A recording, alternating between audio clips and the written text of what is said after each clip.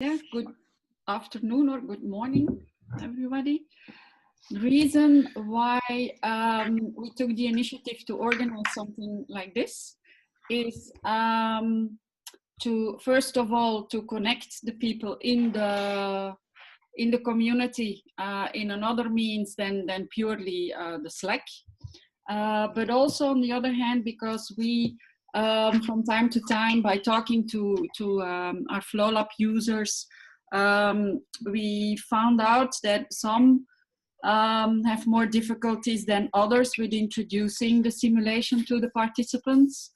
And when we were in Tampa with Adam and Gabe, we were talking about this, and when Adam started explaining the way they are introducing Flowlab during their workshop sessions, it appealed very much to us, and we were so impressed by the way they did it that we thought, like, okay, this is a shame if we're not going to share this with the rest in of the network. But at the same time, I want to invite everybody to use these online sessions to share ideas, to share experiences with each other. So this is just a start as an example. So I hope that others are inspired to talk about their unique experiences in case they would have had some. So that is from my side the introduction. Are you good to go, Adam, and start talking about the way you introduce Flowlab? Absolutely, absolutely.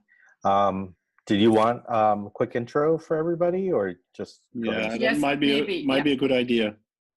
Okay, so I'll start with an intro. So, hello everybody. My name is Adam Shu. As Arlette and Patrick have said, we are located here in Tampa. We are organizational coaches with JP Morgan Chase and Kanban trainers as well, and have had the very fortunate opportunity to have been working with Patrick and Arlette for some time now. We were very fortunate when they first introduced the Okaloa simulation. So we've been using the simulations now for as long as 3 years now, as long as you guys have been started. You were like, I think, the second people we got on the Skype. Yeah.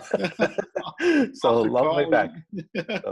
So we're all very good friends now, and very fortunate. So we've been running the simulations for some time, and we found that it is one of the key essential ingredients in our teaching that makes such a difference for people to understand the concepts that we teach. So we've been always having conversations within ourselves and also with Patrick and Arlette, providing each other feedback and trying to improve the way that we get the learnings to our students. So been very, very happy, and very happy to be here to share some of our tips and tricks with the community. And also, probably this is a good segue to have Gabe Abella introduce himself. He's one of my colleagues. Yeah, so pretty much everything Adam said about at least our work at JP Morgan Chase, but I think the focus for us is experiential learning for adult human beings when they learn exactly like young human beings, and so just allowing people to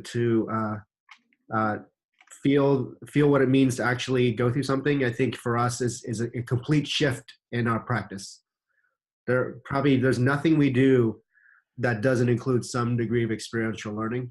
So that's sort of the what we've taken out of Flowlab into everything else that we do. Everything has to be an experience moving forward. So that's all I got to say.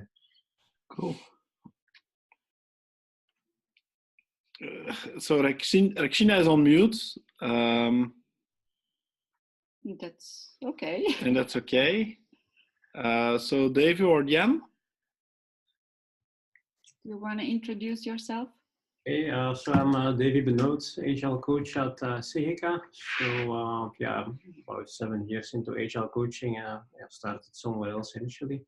Very much a believer in learning from experience, and so Okaloa Flowlab is quite ideal when it comes to that. So I see that it works quite well done to convince people to actually start using things like limiting work in progress and so on. And well, been not using it so much yet, but I think about 5 workshops now.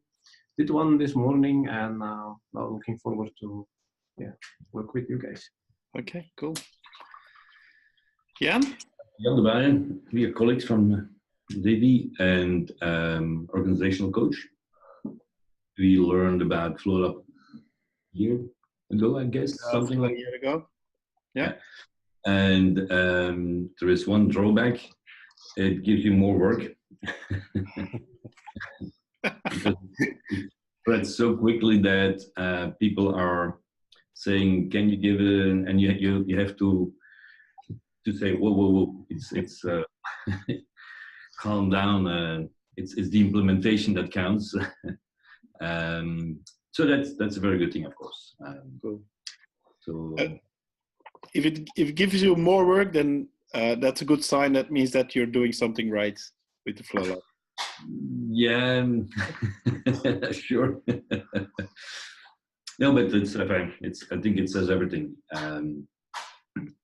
I gave one session. I mean, I work in the department, and I wanted to make sure that the department director could talk to his colleagues and his management in the same language than he talked to his department.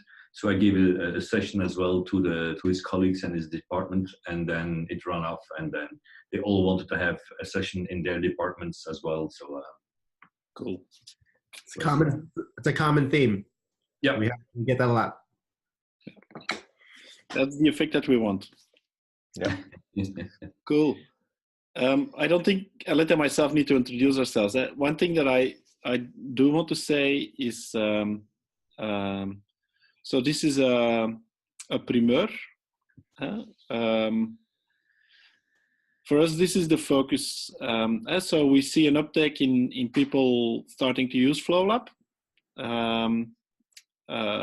We're shipping Flowlabs now almost on a daily basis. Yeah, daily is a little bit exaggerated, but a couple of times per week. And so that's the good news. The challenge now is activating the network. Yeah, that's our focus. And then things like this can be one of the means. So having a regular call where participants, where users can share experiences is one way of activating that network. So hopefully this is the first of a long series of events like this. Okay. Cool. Okay. Adam. Yes. So I was going to propose kind of a way I will introduce it. I'm going to cover like some general topics as well as I know what you guys want me to cover, which is kind of our the style that we've been using, which is storytelling to kind of run the simulation. So I'll cover some general concepts just to kind of help facilitators, and it sounds like people have been at least been using Flowlab for a while. So just kind of to start, one thing that always lends to a successful session with running the simulation is being prepared ahead of time, right? So I know most people know this, but I can't stress it enough, because I have seen some instances where people leave it like at the moment, right? So they come in with their boards, and then people are already arriving, and it gives a different feeling when people are still arriving and you're still setting up, right? So you can't stress enough the importance of having those things set up ahead of time. And it's not just the board set up and the cards and everything, which takes time, because it takes a good, depending how many boards you're going to be setting up. But there's other things that you need to consider: the layout of the room. Which way do you want them to face, right? Not just you, but each other. We found that there's definitely some different dynamics when you have people being able to see each other during the session, and also it it creates more of an environment for sharing ideas when you're having some of the debrief moments, right? So when people are have at least a little bit of facing each other, it's also a good thing. It doesn't have to be exactly face to face, but a little bit to the side. So make sure that you take the time to actually get that set up the way you like, and that you're comfortable enough. Obviously, you want to be accessible to the whole room so you can walk around and see what's going on. So the other thing that I want to mention is making sure that you have your visuals prepared too ahead of time. So one thing I like to do, and this is something that I've evolved to doing, is providing them at least a picture where I actually replicate the thing that I'm talking about. So if we're going to be talking, if I'm going to be explaining to them about how to use the board and how the movement of cards move across their board, I draw a picture of the board on a flip chart, and that way I could actually use a card and kind of simulate it behind me and make my explanations just that a little bit more clear. And now I've taken even a step further, and I've actually replicated the actual cards. The most important one is the work item card into a flip chart as well, so that people can see what I mean when I say, all right, when you roll your die and you fill out, the dots, you can see me doing it. So, seeing the power of visualization, again, as Kanban practitioners and trainers, we all know that very well. So they can replicate what you're doing. What So those, can I, yeah, can go I ahead. just- what Yep. Jan what you did, Jan, at the LCM, a customer of yours? They printed out the cards in A4 and laminated, which is kind of a similar thing, yeah? Like big size cards, so that and laminated so that you can write on it and clearly show the participants. Yeah, I thought was kind of cool. We actually discussed a little bit whether we should include that into the standard material as a way of so that people can explain. Use But it. I think the idea, from Adam, that you can actually, because it's a little bit too big you can show the working items. But if you have a board where you can actually move them around, then they can see both and the work item and how it progresses through the board, which is kind of nice. Yeah.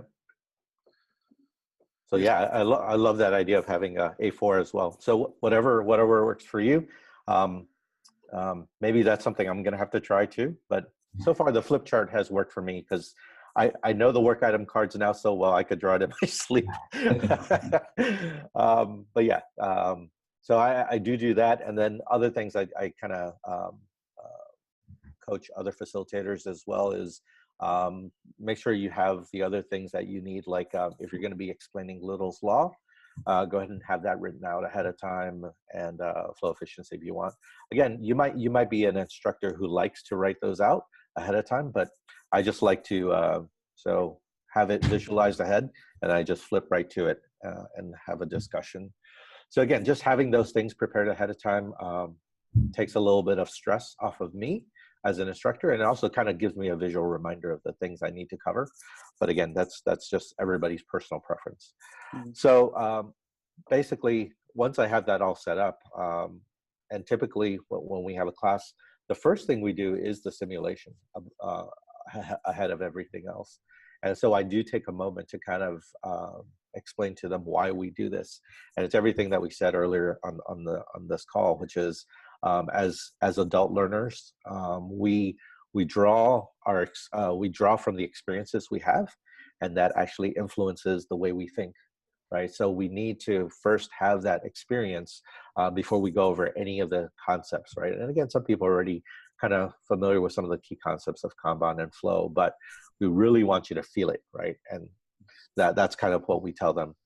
So that's how and that's how you introduce simulation. Yeah, so you actually talk about why simulation and okay, cool. Yeah. We actually give them a little, and then just to kind of see the understanding, especially if there's people in there that are a little bit more anxious about, like, when are we going to get to the material and why are we doing this? Just to kind of explain why we do the simulation first. So it kind of hopefully lowers the anxiety a little bit for them. So from there, I basically let the participants know that, hey, so the way I'm going to create a kind of a fictitious storyline for us, right? And basically, I introduce myself as a business owner. So this kind of brings to mind a key thought on how we introduce. When we run the simulation, we are when I say we, and I keep saying we, because that includes my coaching team, right? Gabe and Richard and a couple other people here. We have been very conscious about not using any typical words in the Agile world, right? Things like product owner or backlog or sprints, or because again, part of the reason for that is because we want to get them one, to get into the simulation itself and really get to start thinking about work and not about the context of frameworks, right? So I purposely introduce myself as a business owner, not a product owner, right? I own this business, right? So you have a choice here. When you run the simulation, you can say, hey, do you want to stay a little bit closer to your world? So let's say if your client happens to be a medical producer for IT services for medical services, you might say, all right, do you want to stay in the context of the medical domain? And we could say the products you're going to be delivering is medical features, or not features, but things that we're going to basically create to be able to sell for the medical market, or if it's marketing, HR, whatever you want. So you can give them a choice. Again, I give them the choice because there might be some people in the room that for them to kind of jump to a completely different industry might be a little bit too much of a stretch. So I wanted to get the feel of the room. And most time people are like, no, well, we can do whatever. But sometimes I do say, yeah, please stay in our context. Fine, we'll stay in your context. So so then I said, all right, okay, so I'm a competitor of yours, right? So you're in the medical industry. I happen to be another competitor, and I really want to get into your space, right? So I think I could do better than you. Cool. So I want to produce these products that are going to start competing against your company, right? This company that's out there. So I start now referring to the company they work for as a third party, right? I want to compete with this company known as the Vision Company, whatever they're working for.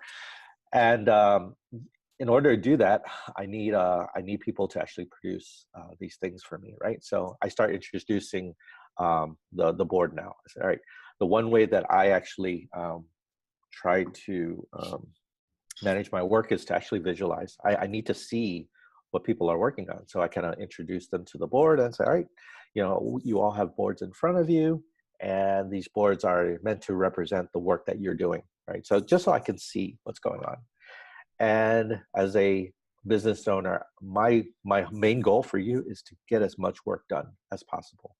So I then pick up a card and say, all right, these little green cards that you have in front of you, these are work items, right? These represent the work that you're going to be doing. So, in this medical industry, we're building software, right? So you can't see the software. So we need these things to represent where the work is. So these little cards, as much as you can, I want it, if you could get this whole stack across the whole board, that means I'm going to be able to make a lot of money. So I'm going to be able to put my product out in the market and people are going to buy it, right? So usually I have, 3 or 4 teams, and I say, all right, and all of you have been hired as experts to basically come and do this job for me, and you guys are doing it as teams. And this is where I begin kind of getting them more involved in the story. So just kind of make mention here. So the reason why I use the storyline, or we use storytelling to kind of introduce the simulation, is because, one, it automatically engages them. Storytelling is very powerful. So those of you that are very familiar with public speaking or things like, Toastmasters, that's actually why I wore my shirt today, to kind of remind people. That's something that they always teach people who are presenting and people who are facilitating. If you can get people to kind of get in a storyline, it's very hard to kind of get distracted, if you will, right? So they're more invested. My experience is that also they remember the rules better. It's very true, because now I say, as the business owner, these are my rules, right? So absolutely, because now I don't want to offend the business owner. So basically, I explained the board a little bit, just kind of, tell them these are different stages in my board. And again, your choice. If you want to create the board and the lanes ahead of time because you know exactly how many attendees, feel free to do that. That makes it easier on them. But if not, that's why I have the replicated board on a flip chart. Then I can kind of start drawing the swim lane lines for each person, and then they can follow in suit. But basically, I kind of go over the rules of, all right, each one of you owns a lane, right? And you are motivated to actually get as much work done and stay within your lane and being able to actually deliver as much as possible. But you have to kind of take it through these phases, right? So again, the naming of the phases, really not too important, but again, depending on if they wanted to stay within their domain, you might say, all right, so if you're in the medical domain, you might have R&D, and then you have commercialized, and then it goes out into the market. So ask them what would be the natural phases, right? So they can name it whatever, but I always do on my board is I label it clearly A and B, right?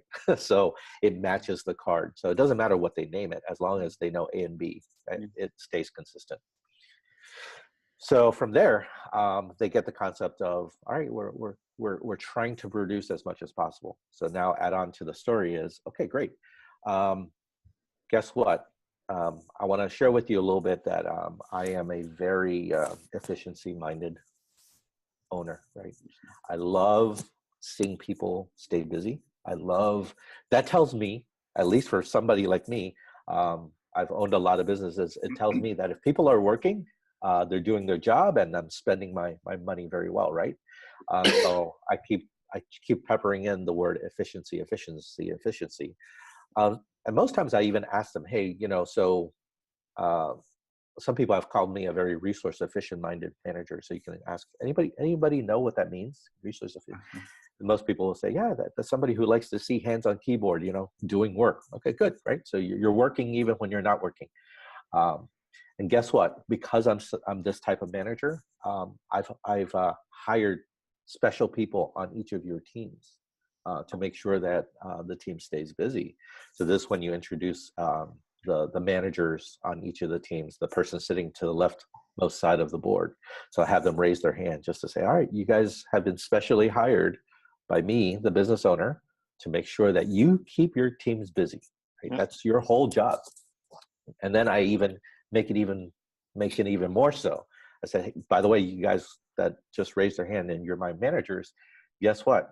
Your performance and your bonuses are tied to how busy you keep your people, right? So I'm going to be looking to see, when I walk around, are you keeping your people busy? Because there's potentially a good promotion that's going to come from this. And again, I could say whatever I want. This is my story, but you can just see just by saying something like that, you can already see just interactions in the room where people are like, oh, now this is a competition, and now we need to kind of put a lot of people to work. So the other thing just to kind of mention is to say, hey, because I'm a resource efficiency minded person, business owner, just because you're a manager doesn't mean you're not working. So you're not just sitting there doling out work. You have to do work too, right? So get two for the price of one. That's the type of manager I am, owner. So basically, they're pretty bought in on that story. And that, again, why I'm doing that is, of course, we're motivating them to inject a lot of work into the system. That's what you want straight from round one, phase one or trial one, whatever you want to call it. But basically, you want them to get the understanding. And typically at this point, people are already like, so I've seen even at this point, people just take the whole stack and they just divide it by 4. They just put them right on the board. So the whole stack has now been assigned to everybody. And so, that just basically kills the whip, right? You might get short on blocker cards. Yeah. Most times they've had to recycle the blocker cards because they run out. But yeah, I mean, so again, you can kind of even again make it even more heavy-handed and say, oh, I see this person. He's already like divvied out all his cards. So this tells me this person wants to get promoted. Everybody's like, oh, maybe I should be doing that, right? Obviously, every once in a while, you get somebody who's taken a Kanban class, right, and they already know ahead, and they're not assigning any work. Yes. Right? So I try to kind of get them in the contest. So if you see that, obviously you kind of walk over to them and kind of pull them aside and say, listen, I know that you know concepts of flow and Kanban, but I'm going to ask you to start with beginner's mind, right? Especially for your team, right? Because you've already learned it, but maybe they haven't learned it, right? So the things that I'm telling you, I want to encourage you to actually follow the script and not just, I'm going to game it first one, right? So just be on the lookout for that, because I've had that happen a couple of times. But pretty much once you tell that story, people are very motivated to, all right, want to assign a lot of cards. And then basically I go right into explaining how do we do work. And again, having the visualization of the card helps out a lot, and actually explaining that. The other thing I forgot to mention is I've started creating this sheet called Sequence of Day. I know Okaloa, Flowlab, you guys provide that, but sometimes it gets lost in the shuffle. So I just keep it up there and it's a sheet so people can always see it. But Sequence of Day is just explaining, the PMs assign work every day, unless you've already divvied out all your work and you have no work to do. And then you do the approvals from A to B, if that's still part of your simulation, and then also do the work, and then finally read the event day card. So that's where I make it very clear to everybody is the reading of the event day card signifies the end of day, because there's a lot of activity going on and people tend to lose track. It's like, oh, do we still roll a die, or do we? If you kind of plant the seed in their head that when you read the card, that is the end of that day. So that's the last thing you do for that day. So make it very clear, and people are like, oh, okay. We read the card and then we do whatever metrics we need to do. Yeah. So so even if you put a lot of emphasis on that, people sometimes might get confused. And now that you talk about it, we just printed a whole bunch of them.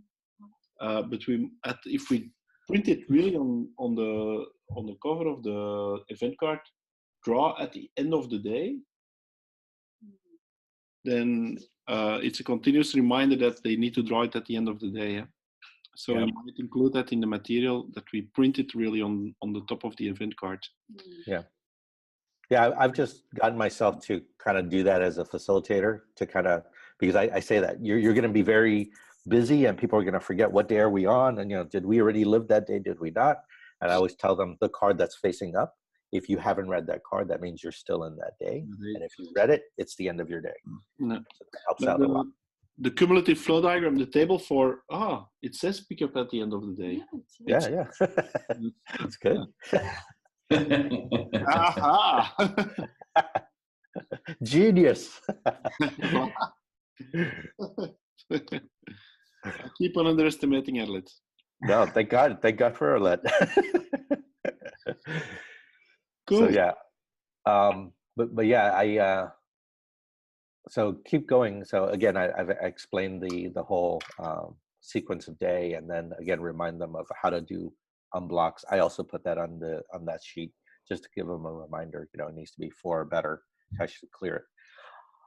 So there's another opportunity during day 5 when you're doing your metrics, right? So everybody's kind of tallying up how well they did, and then again I play the role of a business owner. I'm like, so I'm asking them, hey, so how many cards did you deliver, right? What's your throughput? And typically it's 0 or 1 or 2. Again, this is something to look for. If you have a team that already has 5 or 6, something may have gone wrong, right? They're not they're skipping a step, or because typically that does not happen the way that the team flow is designed. It should never happen. It's 0 or 1 or 2. Do you keep the urgent items with you in the fixed states? No, I leave them on the table. That's something I do explain. I said, hey, for now, don't even worry about those cards, because those cards will be relevant on the event day cards. Okay, because I keep the urgent and the fixed states with me, And I stress at the beginning, the event cards will tell you to ask the facilitator. Remember, the facilitator, that is me. Yeah. And that gives me an extra interaction point. If you have more than 3 things, then things become a little bit busy. But it gives you an extra interaction point because you need to go to the board, hand out the urgent cards. But at that point in time, you can also look at the board, see if everything is okay. So it's an extra checkpoint, an extra touch point that you can build in. Yeah, that's a good point. That's a good point. So, yeah, typically we just leave it on the table, but actually I might be doing that. So it kind of also depends on how many tables you have, but it should still be something you should be walking to each table.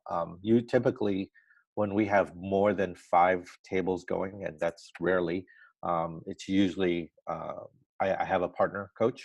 So we're always walking to the tables and checking. Very good to do. So again, at day 5, I asked the question, how many did you do? Because we're going to put them up on metrics. And by the way, that's something I like to do is, although Okaloa gives you this fantastic metrics lab notes, and you actually do your metrics there, have them do that. But again, I do a sheet for each table, for each team to show their metrics, right? And because I use that during our reflection point to have everybody take a look at each team, and not for comparison, just to kind of see what's happening with the different tables and a lot of similar patterns, right? So it makes the point that, hey, the problems that you're experiencing isn't just you. It's not unique. Every team is experiencing this. Why is this happening, right? But again, the storyline here is, I'm like, 0, 1. Hey guys, I hired you because I heard you guys were the best, right? What's going on? You heard I want a lot of work done. And so I turned to the manager. I'm like, what's wrong with you? What are you not assigned? And then usually they're, look, we signed all the work. And so they're confused too. They're like, unless they know. They're like, look, I was signed all the work. I don't understand these blockers, blah, blah, blah. They give you all the excuses. I'm like, oh, that's just excuses. Come on. Get moving, right? So so it plays again into the storytelling, just making people like, because you see this at work. You see people who are in manager positions being given pressure to push, right? And so they're pressuring their team, right? So I've seen it happen before. I'm like, what's wrong with you? And then they immediately turn to the team, what's wrong with you guys, right? So the blame game is so natural. And you see that interaction. You just have to remember not to laugh. But yeah, that helps enhance the story even more. Yes. So one thing, you might actually build it in where people are given, if the person that is leading the team is actually given the assignment, that might play it out even more. Huh? Yeah, really given the assignment to put the pressure on the team, and so maybe could be a variation. Yeah. Any questions from you guys so far? Just want to make sure I'm not just rambling. No questions. No. No questions so far. So again, everything I've described is to kind of get people into this more into the game. And trust me, once you do the storyline, they very much, it's funny because I've had people that are so into the story that you feel like they can't escape from it, right? Even like sometimes when we're like, hey, we need to take a break here, right? Because it's the end of day 10. You guys can go ahead and take a break, and we're going to come back and debrief. Some people are like, no. Can we just continue day? I know we stop at day 10, but maybe we can catch up, right? They feel so invested to try to turn things around because the storyline is so good. They're like, no. Can we stay? Because we feel like if we do a couple more rolls, it's going to help. So it's just funny. So again, you're like, oh, listen, we're going to stop here. The other key point about the storyline is to really stay in character. of course, you're going to walk around and answer questions if you need to about the simulation. People have questions, they get confused, or they're like, oh, do I get to apply, a 6, two more to my card, or is it only unblocked? So you do have to kind of clarify those things. So you're still playing the role of facilitator as well as the business owner, right? So you still have to do that. That's okay. But again, once we're done with that,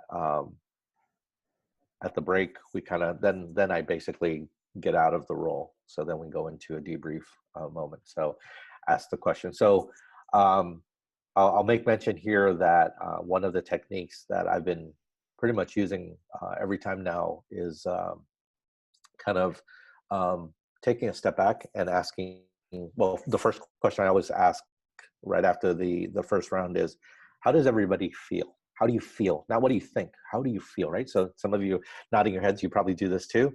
Get a nice blank sheet of paper and write down everybody's feelings, right? Frustrated, chaos, stress, whatever, blah, blah, blah. Write them all down, right? And if you have a nice big red marker, use that because it makes it look even more like, yeah, this is all terrible.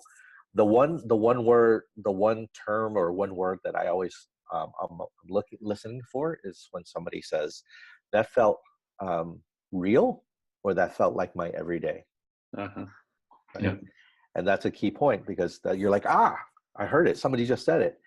These are all very great descriptions about what you just felt, but it's really telling when somebody says this feels real, right? And you can say, this whole simulation was designed by the founders specifically to simulate the work we do every day. A lot for our environments, a lot of our environments where we work, and it's not far off. As a matter of fact, this is why it feels so real, because we're constantly being given work that we never had a chance to actually have a voice to say, no, we can't start. You just started, right? Or you're already late, right? So that's a good reflection point. So I would leverage this as a conversation. Let people talk about it. Why does it feel real to you? Tell me what about it makes you say that. You can kind of really draw out some great responses. Yes. Yeah. But I also ask after talking about their own feelings is like, how do you think a customer might feel? And how do you think they would perceive your professionalism? Yeah. I mean, you will not know all of these details, and let them think about that. Yeah. So you guys let them feel the pain, right? Yeah. Yeah, because people feel bad, right? People feel bad when they don't feel like they're performing. So yeah, they definitely want to talk about it. So yeah, definitely get those out there. Definitely delve into kind of the feelings of how they feel, and you could even great idea to actually ask how does your customer feel. But then I go into all right, so this is the beauty of having a simulation, right? So then I opened up another sheet and I said, all right, what would you, if you had a magic wand to make this better, what would it be? And I just kind of leave it like that, right? So I'm looking, so I have people make suggestions. So up to you, they could write it on sticky notes, hand it to you, put it up, or you could just write them down yourself, but have them make suggestions. Typically what I like to do is put them on sticky notes. And there's a reason for this, is because I want one idea per sticky note. And part of it is so I can move these, because I ask for the ideas that they give me, and it could be anything, right? It could, you probably know this. They're going to be like, give me another set of die, or can we roll twice, or, can we eliminate blockers, so a lot of these things that they're recommending, you kind of have to then, so they're going to have a huge bunch of selection options to do. You're going to have to kind of go through each one. The more, the better, honestly, because it's now a conversation about what is it we can do with what you're experiencing to actually make it better. Some people will say, hey, let's not take on so much work, or let's not, can we help each other, right? So there's very natural things people will say, and actually, take all those recommendations. And then once I have gathered all of the recommendations that they've given or experiments they want to try, I say, all right, great. So let's talk about each one of these. So then I draw on the board kind of a range. And again, I think, Patrick, I learned this from you. Basically, at the in the range, at the top of the range is, you know, realistic, and the other side of the is completely not realistic, right? And all I do is I say, all right, let's take each one, and I'm going through this exercise just to kind of see if we're going to do any of these experiments in your current working environment, right? So now I'm kind of term breaking the fourth wall, right? Because before we were in the world of their simulation, and since they've already said it feels very real, or it feels like they're every day, I could say, well, you know, how far of a leap would it be to kind of say, all right, let's talk a little bit about your environment out there, right? Outside this room, when you go into your real world. If we were to try any of these experiments, would you put it to the top, or you say, have people choose the work they want to start working on versus being assigned? Would you put it up here at the top at realistic, or would you put it at the bottom towards not realistic? And I go with the room, right? In the room, everybody's like, no, lower, higher. So you just kind of put it wherever they say. And I was like, you know, I'm going to go with whatever the room says. So you do that for each one. Some of them you're going to have to translate.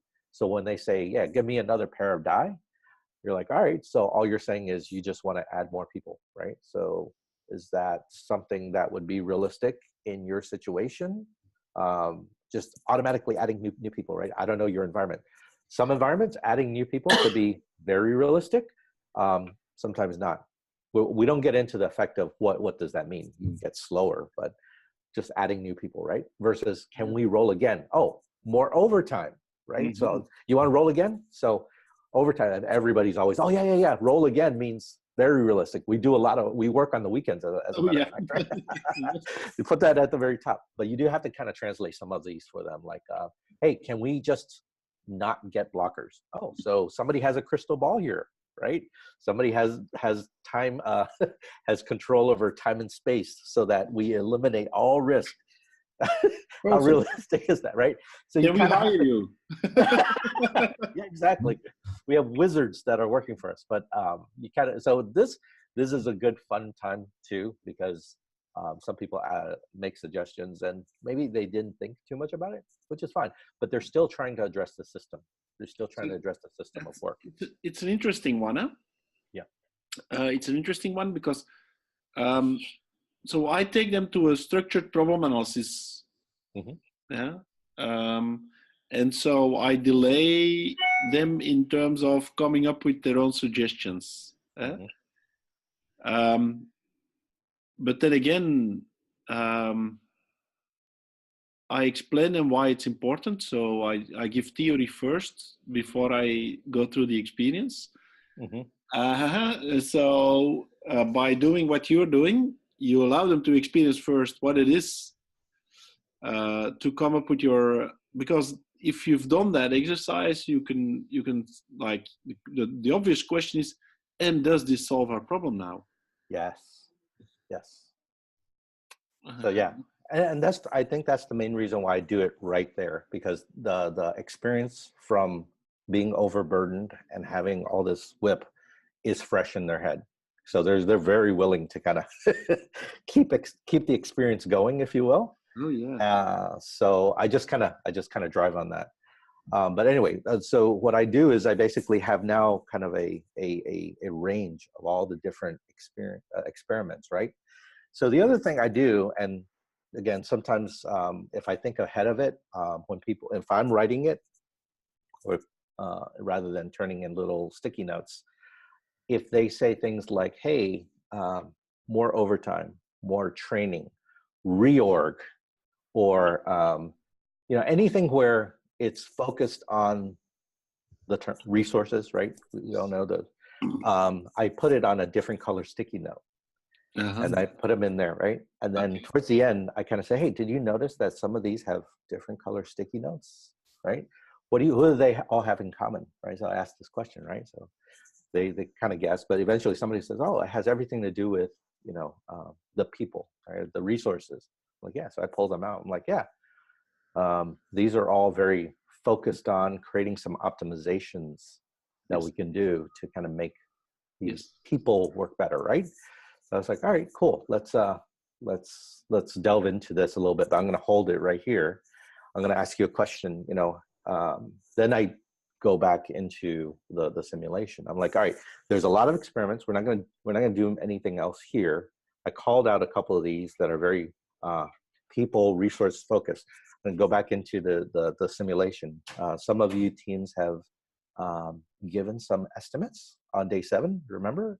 So it's, and again, because all the metric sheets are around the room, you can say, you can point over there. Oh, that team, you said on day 7, you guys will be done with those 3 request cards on day 20, right? So I see this team over here says they'll do it in day 15. They'll do it in day, 30, whatever. All right. So, so I start asking the question in the room, hey, so how confident are you with that number? Because that was a very important client that wanted that, right? So it gets them to start thinking. And so people like, so no, depends on the room. Some people are like, oh, they'll just start throwing out random confidence levels. But if they're very quiet, you can say, at least if you gave this estimate, obviously, how did you come up with this estimate? So again, you want them to kind of talk about what it is they actually considered when they created this estimate. Oh, well, we looked at what we did, right? How many cards did we did? Finished on day 7. What did we do? How many blockers we have? Blah, blah, blah. And they kind of came up with just some estimate. Okay. So again, all right. So you had some data. You actually had some data on your board, but how confident are you? So I asked this question again. So I'm like, all right, listen, how many teams feel like they're at least 50% confident about that estimate? Like 50-50, it's going to happen. And most people are like, yeah, some brave ones, right? Well, we're pretty confident. No, 75 to 80%. So this is when I kind of coax them even more. Hey, anybody can beat 80%? Anybody feel like their their estimate is better than 80%? 90%, 95%, right? Great, right? Now, typically, that estimate was based on, and again, it's still pretty low based on the capability of their system. They're like, listen, if this was definitely a client that it's gonna be one of those risk ones, right? It could either make or break the business. How confident are you? And again, now the hands start going down because you kind of want to create a little dissonance in their head about what they're doing versus, because they already know they're in this simulation, so they're still a little unsure of themselves. You're like, listen, if we can't even say we're 50% confident, why are we even doing this? So even here, I give them an option. Look, if I gave you another opportunity, re-estimate. Go ahead and re-estimate. Because that's how confident we are, right? All right, so they go out and they bump it up by another 10 days, whatever. Right. Now, most people now are over 50% confident. Great. What if I told you I can show you a way that I could at least give you even kind of a 50% confidence?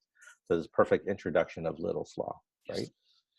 So would it be worthwhile to actually just in the standard version ask for the confidence level when we ask for the estimate? I'm kind of going with gut feel here at this moment, right? And because I want, because they feel like, especially at this moment, they feel like, oh, we have some real data. Like everything that we've done up to day 7, they could say, well, we got 2 or 3 done. By this point, they have 2, right? 2 or 3. They could say, oh, we could get, whatever. So they feel like they have real data, but they actually don't. So that's why I want them to kind of go with, because that's typically what happens here, right? In real work is they're like, oh, we got this many done. We can kind of, without using any real math, let's just kind of based on what we see. Yes. So I'm going to give it a try next time. And when I asked for the estimate at day 7, actually also ask for a confidence level. Yeah. See what happens. Yeah, see what happens. So again, this segues perfectly into Little's Law, because I'm like, hey, all right, what if would you like to learn something that actually gets you something known as an average lead time, right? Again, that's the key word, is an average lead time. It's average. So go into the formula. Yeah, go ahead, Gabe. You want to jump in? Hey, Patrick, you mind talking a little about how you might want to design that in, or like what would that look like then if you were trying to ask for you would say at the time they provide the estimate that you. At the time they need to provide at day 7. Yeah. When they provide the estimate, also ask for how confident are you on a scale of 1 to 5 or whatever. Oh. Or just percentage-wise, how confident are you for this estimate? the reason I think it's a good idea is because when I explain, when I compare all the results, so one thing that I want to point out is customer friction. And then when it comes to the estimates, I look at the different effort estimates, and most of the time they're very much in line with each other, which is like, oh, as a customer, I feel quite okay about this. But then you give me this due date or finish date, sorry. And like this team is saying day 15, and the other team says like day 30. Now, as a customer, I start feeling a little bit uncomfortable, right? Yeah. So that might help in that discussion. So one of the things that I've thought about is that in the real world, when people ask for an estimate, they don't ask for their confidence. They just say, and so that actually, so when they ask me in the real world, like in the simulation, they'll say, okay, why would you need this? It's super important. And that's the real information they get today. And then that's why I think Ed was saying, we leave that for the discussion. Yes. Which was when I told you this is important, what did you think about this? Well, it was you needed it before anything else. And then it's our negotiating thing. Well, can it be done before all of your urgents? I was like, no, I just need it. Just tell me when it's going to be done. And so that I balance that between, in the real world, no one asks for a confidence interval. They just say, when is it? And then then during the debrief, then we get into it. And then they love having discussion, the debrief, and then it becomes a very rich discussion, the debrief. Yes, I understand. Yeah. What I typically do is also tease them a little bit, in the sense that ask them, is this a normal question? Is this a question you receive every day, so the estimation? Or is it something you get very rarely? And of course, everybody says, yeah, sure. Every day somebody asks how many times it will cost and when will it be ready? So, and then of course I say, okay, so it's a regular question you receive daily. So for sure you have a method to do that. Can you share that method? And then they go blank, of course. and especially when it's upper management, because they usually say that the teams are not able to do that. But if they have to do it themselves, then it's a different situation. So, and of course, depending on the public, I play less or more on that topic. And it gives quite good results, because I start thinking about, okay, how does it come that a question I have every day, I don't even have a faintest clue how to do that. Yeah. And one thing I do differently, I do it like Patrick actually. Instead of having boards for every table, I have one board where I have the overview of all the teams together, so they can see all the teams one next to the other, so you can see what is different and what is the same. So for example, the effort is usually 3 days, and then it's more the same, and then the estimation is 30 days or 15 days, and usually between that. And you see the differences, and it's more obvious when it's all concentrated on one page, one next to the other. Yep. So the advantage of what you guys are doing with the flip charts per team is that it's more self-managing. Yeah? It's more self-managing, and I really like that. I really like that. I've like tried it out to allow the team, everybody to fill in the chart themselves. The central chart themselves, but it creates a little bit of what do I need to, so it's a little bit of a confusion. But I like the way you do it, in terms of it's very self-managing. Yeah. So actually, that's kind of what I do. I take one team, I calculate out Little's Law in front of them, and I said, all right, the rest of you guys go do that for your own. So and it provides a little bit more space so they can do it, but it all depends on which one you prefer. Yeah. Cool. So I had one group, was a fairly large group, where consistently they estimated the delivery dates very realistically. They all said like, we're gonna deliver by day 50, day 60. This was the team that is managing a nuclear power plant. Mhm. So Nuclear plant, okay. yeah, so somehow they're very confident in. They're very experienced in giving these types of estimates. Really strange. Yeah, I can believe it. I worked with those guys as well. I believe you. It's another breed. So let's see, where was I at? Yeah, so again, I do Little's Law to kind of give them some insight into at least their system lead time as it is currently operating. So I kind of jump ahead, or not jump ahead, I kind of address it ahead of time, because I always, if they don't ask it or somebody forgets to ask it, they always end up asking it, is how come, wait, hold on. This average lead time that you just calculated, this doesn't make sense, because obviously we got 3 items through on day 7. What gives? If you're telling me my average lead time, and most of the time it's very high, right? It's something like 50 to 120. We've seen really high numbers. How did these get through so quickly? So I always use the analogy, hey, so how many people drive here, right? And if you drive, how long does it take you to get in work? Some people 1 hour, 45 minutes. That's great. And if you leave for work at 4 a.m., how long does it take you, right? Well, it takes me 10 minutes, 15 minutes. All right, now 7:30 in the morning. What's the difference, right? Like, oh, well. So again, remember, there was no traffic ahead of those 3 cars, right? They just sped right through. They left at 4:30 in the morning. All these other cars now. So that's kind of key thing to point out when you're explaining Little's Laws, to kind of say, hey, this is an average lead time. This is a snapshot in time that you at some point after 10 days, you took a snapshot in time to kind of describe the behavior of the system and what is the average lead time that it's experiencing, right? So again, this is again a good time to point out that, remember, the word average, a lot of people tend to they just ignore, right?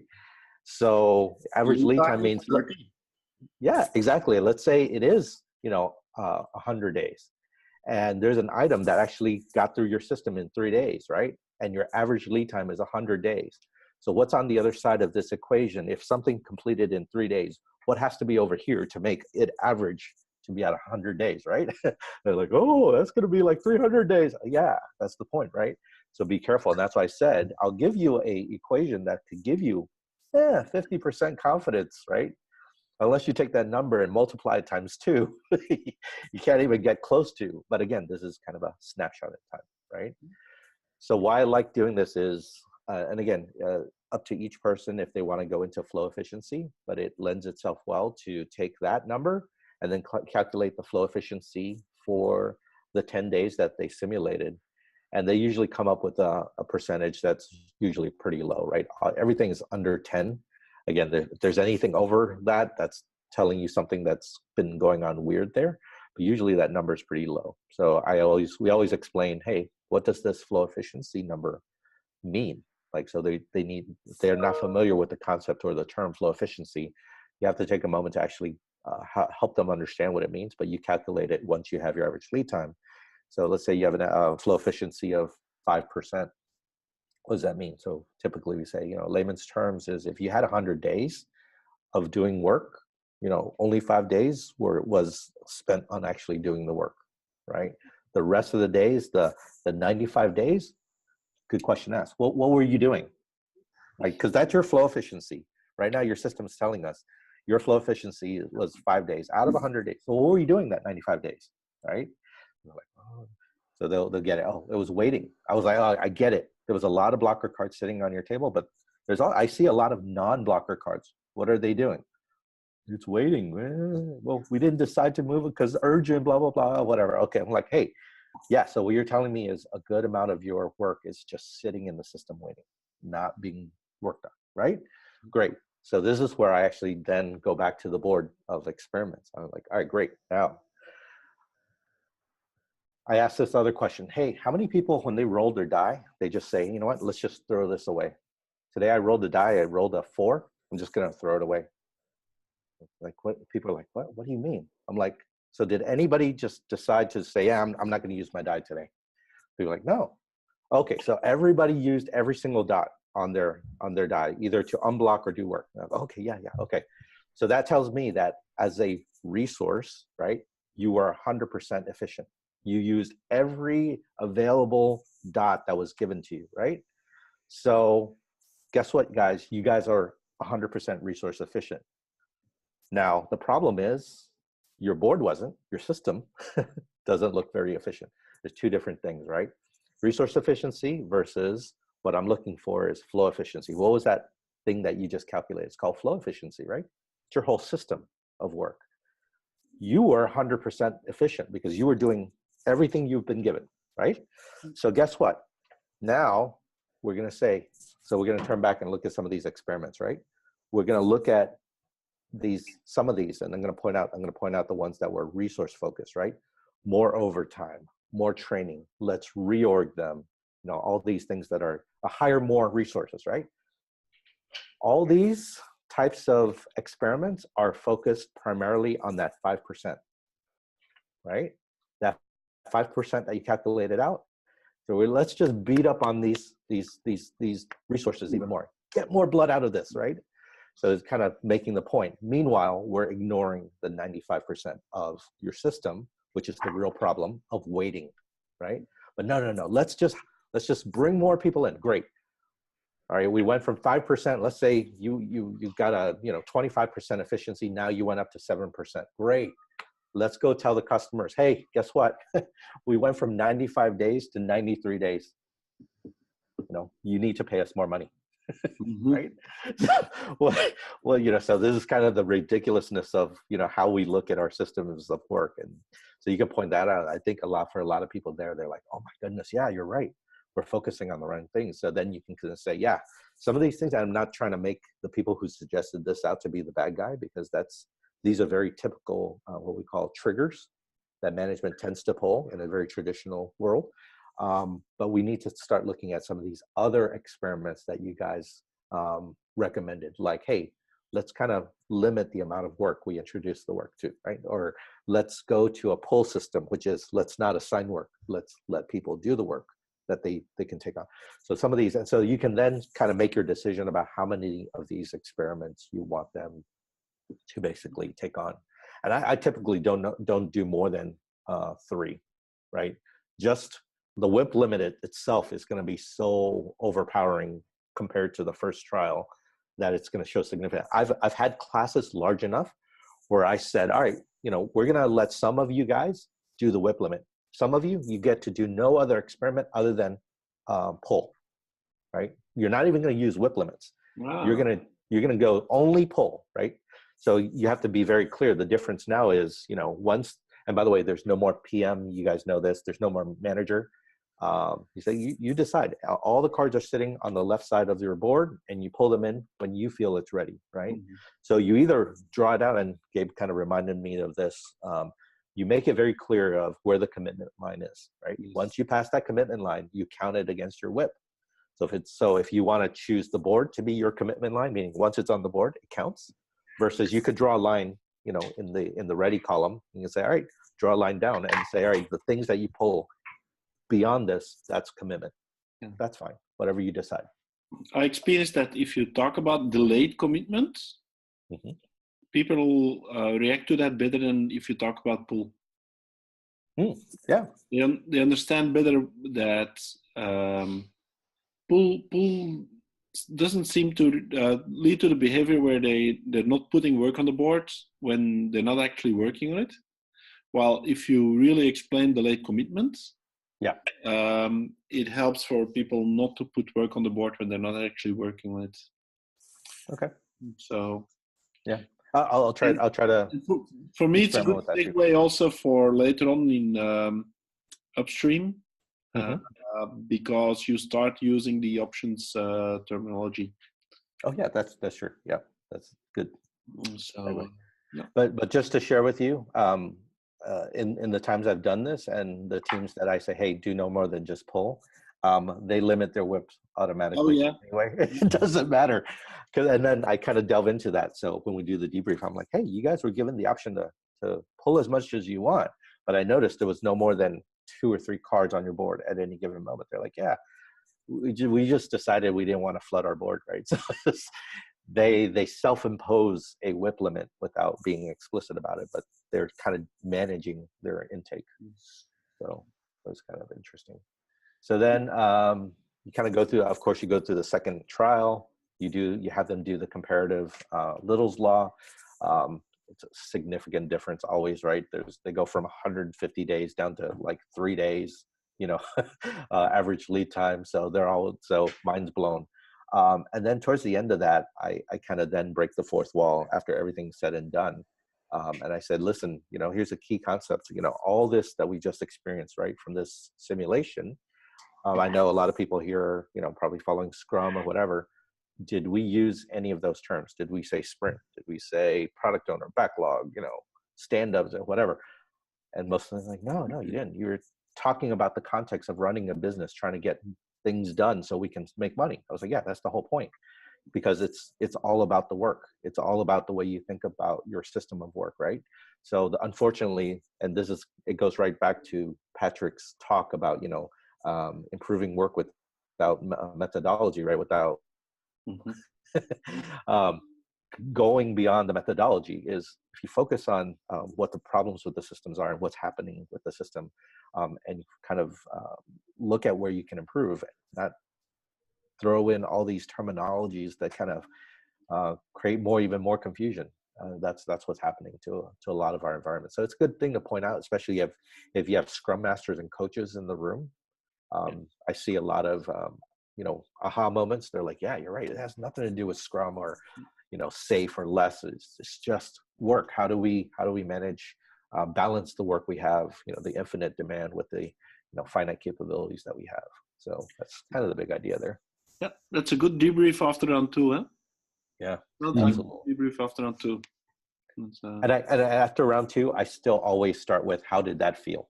Yeah. Oh, yeah. And you love it. You love the interaction. People are like, oh, that felt great. That was like so much fun. It's like, yeah, well, imagine that work being fun. So yeah. You just feel it as a facilitator when you walk around, the difference in feeling in the first round and the second round. The difference is so strong. Oh yeah. It's hard to ignore. Yeah. But it's amazing because people know that it's a simulation. Yeah. But somebody recently told me that the human mind has trouble with making the distinction. But even if we know that it's a simulation, we can't help but feel it for real. Somehow. Yeah. What I also do in the second debrief is link it to something that people can easily understand or relate to in Belgium, which is the public health system. Like if you try to make an appointment to a doctor, it's really a disaster here. It can take up several months for you to get one. And that's like, to get back, like, okay, how is the bad case of optimizing resources? These doctors are all optimized to the max on the resources, right? Yep. But how would you like it as a patient? Did it happen in your environment, this kind of thing? How often can you get managers together? How much time do you need to wait to get managers together to make an important decision?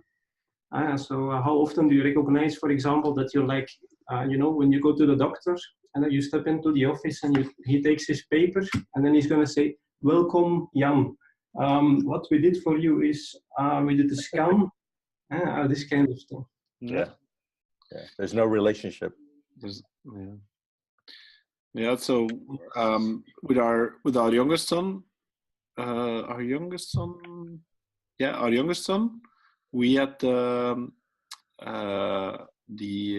occasion where the doctor was actually looking at the wrong X-rays. So I noticed, because I'm the the type of person that like you think and so I noticed, and he was looking at the wrong X-rays. So last time I was at the dentist, I came to the conclusion that I had 5 wisdom teeth. Okay. Yeah. Very, very, very wise. Yeah. Okay. I need to do a little bit of a process check because we're 5:15. Yep. So So the last thing I will mention is after all that, I've started now introducing Patrick's reinforcing and balancing loop. Right? yeah. And so Okay. systematic thinking, right? So the causal loop effect. So again, that kind of then ties in everything that they were talking about in terms of what they felt, and now what they can actually see as the things that happen to the system, right? As reinforcements or things that kind of go against what they're trying to do. Okay. So you do that after the second round. Second round, I do it after second round. Ooh.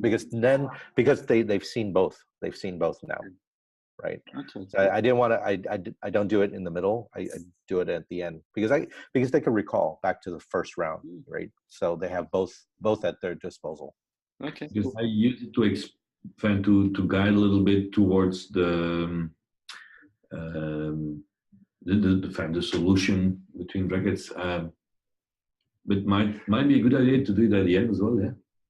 So I now use the Little's law calculation as a segue into the loop of WIP, lead time, urgent, starting work, more WIP. So I use the Little's law calculation as a segue into that. So I only draw that little loop then. Because as you were saying, you start like you've had these few items that have very short lead time. Yeah. And then one of the things that you notice is that most of them are urgent. Yeah. Why is that? And so this is a discussion about why is the customer asking for urgence? Yeah. Well, it's because our lead times are too long, not because the customer is not is a bad character or whatever. No, it's because our lead times are too long. Yep. And so I use that to draw the little piece of the one reinforcing loop. I might do that. I might do that going forward. Just a little sneak peek of that one box. Yeah. Yeah. And while you were explaining, because then you go into flow efficiency, and you might actually use the flow efficiency as a segue into the loop of work in progress, blocked work, idle time, starting work, because that relates very much to flow efficiency. Yeah, that's true. So you use that the flow thinking as a segue into the systems thinking. Yeah. Right. Okay, I'm gonna have to look at that. I'm gonna making me rethink my facilitation here. That's good. Yes. One of the strong things I once witnessed with Patrick, of course, it depends on the public, and he once, I think the first time we did it, it was with a group of agile coaches, and he asked us to do the thinking ourselves. So to try to make up the systems diagram ourselves. And that was very strong because, I mean, in terms of remembering, but of course you can't do that with all teams. Yeah. But if it's right public, it works very well. Yeah. Yes, indeed. Yeah. What I also wanted to share is that by the end, actually of second simulation, and after they did a review of that, actually before that I go into like a moment that they can think about what they are going to do. I mean, often I'm giving this to like Scrum Masters and so on who will take this thing to their team in one way or another. But I let them take a look at Hendrik Nieburg's movie about flow efficiency, resource efficiency. I don't know if you know it, but it works well in my experience. They just experienced actually what Hendrik shows. They are moving ping pong balls from hand to hand, and then at a certain moment in resource efficiency, you can see that everyone is busy, but nothing gets delivered, and they recognize it again. And it's like, I mean, for people who can spend only little time, let's say, afterwards to go to their team and do something in practice, it works well. Yeah, indeed. Yes. It's and again, that can be like a small stepping stone that they can take into the bigger simulation. Huh? Mhm. Yeah, cool. One hack I use is, as we have too much work, is to let the people to give a training first to management, and then ask management to be the co-facilitators. So the management, what they have to do is they typically explain Little's Law, and they typically explain the systems diagram, which means that of course they have to invest time and energy in making it their own, because who learns the most? Well, the teacher, of course. So they have to explain to their own teams Little's Law. So that's a strong motivation to really get it known, because nobody wants to be in their teams look like a fool, and that works really nice. They really invest themselves into that. And it's also a strong message to the participants. Huh? Absolutely. Oh yeah. In terms of internalization of flow thinking, it's strong as well. Cool. Not from there's some weirdo coming and doing some stuff and then it disappears. No, they internalize it strongly. Yes, it's not just an external coach that is telling this. It's somebody of our own that is teaching us. Cool. And not only but also for them internally. I mean, it's if they they really get it, and it's difficult once you it's in your head. It can't get out anymore. If you're on the other side of the table, you need to change your thinking. Yeah. Yep. Yes. Yes. Cool. Have you guys, if Gabe or Adam, have you had experience with co-facilitating with people from line management or? No, but I really like that idea. No. It would take a lot of coaching, but I think it'll be worth it. I think the thing that came to mind was I might have a leader from a previous engagement come in and try and do it, as opposed to the current one, because it would take more time, and depending on how much time I've already spent with the current engagement, I'd probably leverage social proof from another peer leader from another organization that might have already been internalized this information a little bit better, might even be more confident. So that might be just as good, maybe. What we do in practice is we organized a session for the direction of IT and some of the business partners, and a normal session and an advanced session.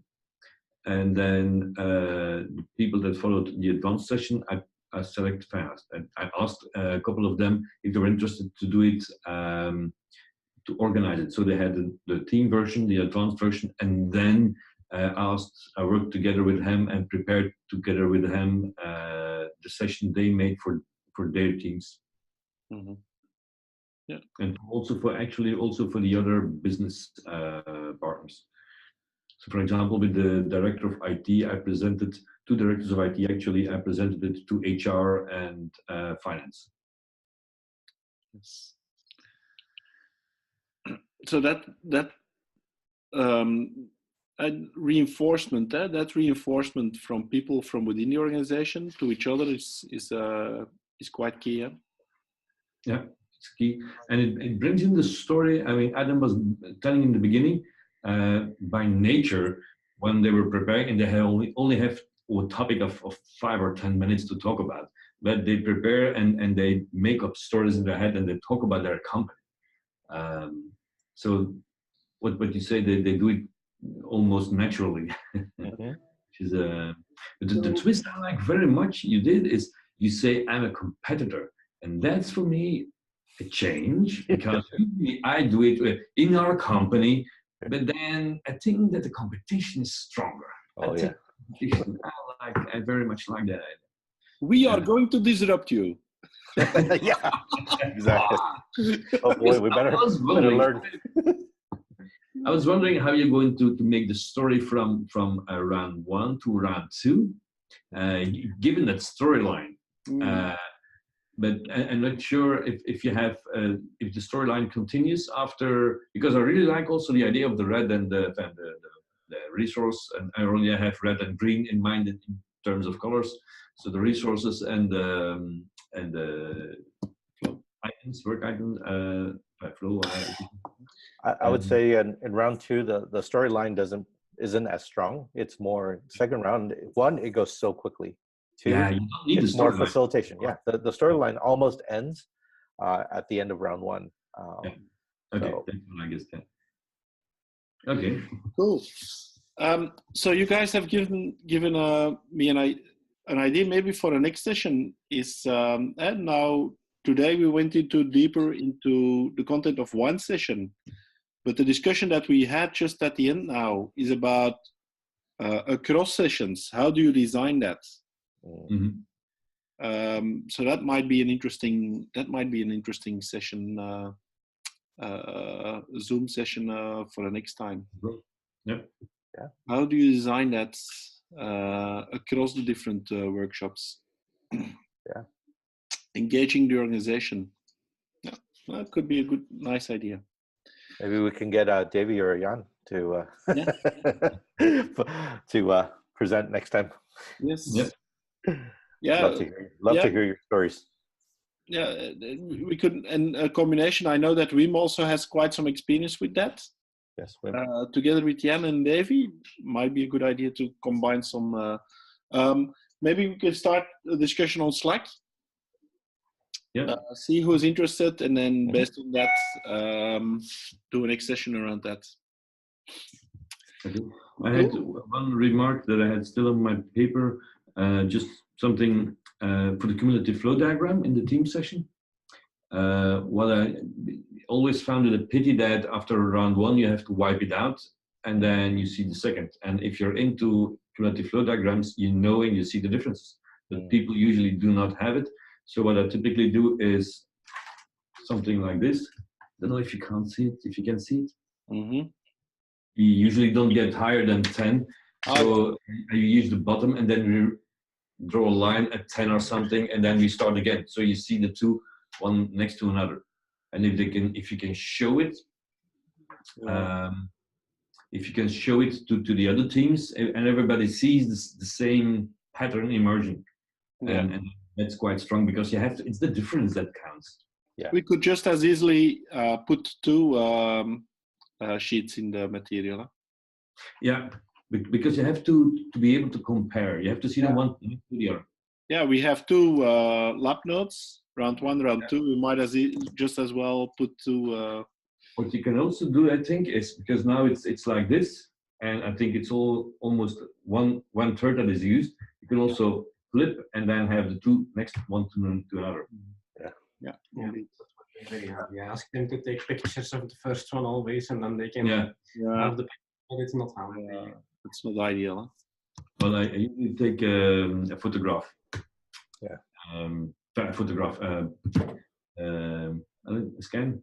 Yeah, I scan. I printed a photocopy. Not a copy. It's a photocopy. Yeah. Okay. Cool. Good. Thank you, Adam. Thank you for inviting me to be your first. Yes. Thank you. Very honored. Sharing.